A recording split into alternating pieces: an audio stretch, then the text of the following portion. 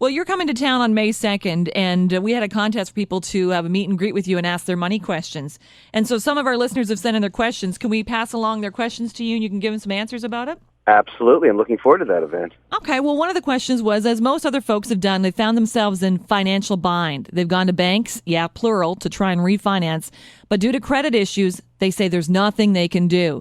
And the person says, I just need one bank to realize that they have a steady job, and if they could see past the numbers, they can get things back on track. How do they do that? It's going to be very difficult. Now, listen, I'm all about the truth, and I'll tell you right now what's happened as a result of this financial crisis. Banks have changed the way they think and the way they lend. And that's never going to be different. And it's going to remain the same from now on.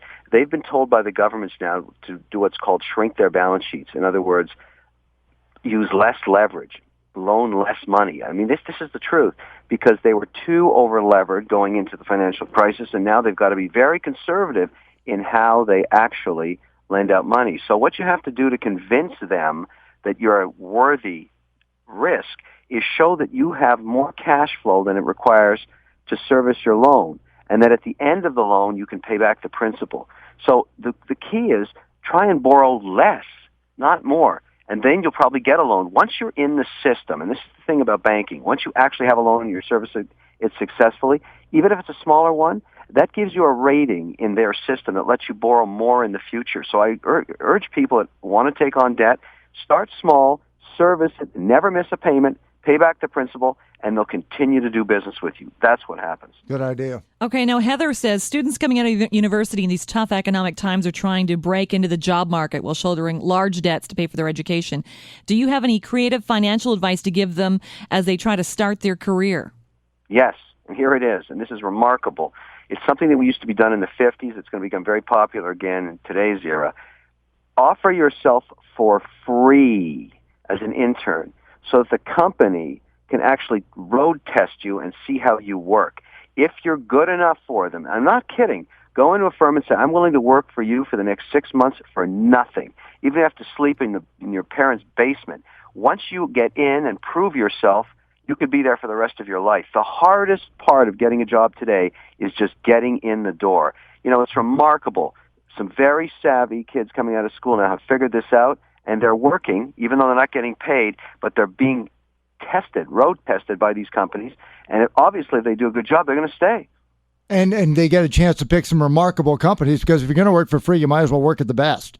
Well, of course, but you're basically saying, look, I'm so confident in my abilities that I'm willing to work for you for nothing for 6 months so you can try me out. This is a great idea. Trust me, it's a very good idea, because in the context of your whole career, 6 months is nothing. Yeah. And other listener questions, Donna says there are so many demands on our money: bills, mortgage, vehicles, children's education, retirement fund, emergency fund.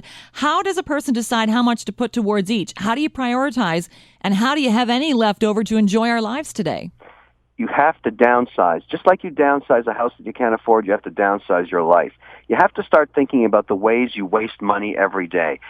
Stop spending $4 for a coffee. That's stupid. Start there in the little things. You'd be amazed about how fast you can start saving money. Ask yourself, every time I'm spending, do I really need this? And the answer, 2/3 of the time, is no, I don't. Keep the money in your pocket. You've got to be frugal, because you can't rely on the government to take care of when you're old and crusty. You got to have to start saving now. 1/3 of every dollar you make after tax has to be saved, period. That's the golden rule. It may sound Spartan and very difficult to live that way, but that's what you're going to have to do to be successful. Now, Kevin, you say that about the $4 for coffee, but I just was watching Oprah the other day, and she says how she brings her lunch to work every day. This is Oprah. Smart. Yeah. She's smart. Look, she's a billionaire, so it's kind of it's a symbolic gesture she's making. But that's the kind of thing I'm talking about. When I see kids buying lunch for $12 when they could have made it for $2, I tell them that in my own office. What are you doing? Why are you wasting $10 every day? That's $50 a week. You could be making 6% on that in perpetuity if you left it in an investment. That's what I keep telling everybody. Stop wasting money. Have respect for it. Kevin O'Leary, he'll be live at the Empire Theater, joins us this morning. Thanks for all of our listeners who sent in some questions. We got a couple quick ones. Yeah, and then the last one we have, Kelly says, I own a small growing business in Belleville, and she's expanding, and she'd like to know if she should start out small with the expansion or go all out and invest a large sum of money. No. Go slowly. Baby steps, baby steps. That's the key. what I really enjoy doing it, and I'm going to be doing it in Belleville, is I talk about not just the successes I've achieved as an entrepreneur. They're nowhere near as the importance of the failures that I had. I want everybody to learn from my mistakes and not do them again. That's the key. Every entrepreneur that's achieved some kind of success owes the next generation the secrets of failure, not success, so those things are not repeated. One of the biggest mistakes people make, and I did it myself once, expand too much, borrow too much money, blow your brains out. Really dumb. I only did that once. I'll never do it again, but I'd like to see Leslie not do it ever. All right, great.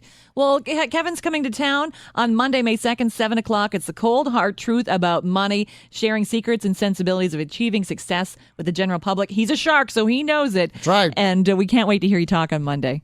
I'm really looking forward to it. See everybody there. Are you going to be flying or driving? Tell me you're driving. I'm going to be driving. Yes, Yeah. good. I don't want to waste any money. Yes, sir.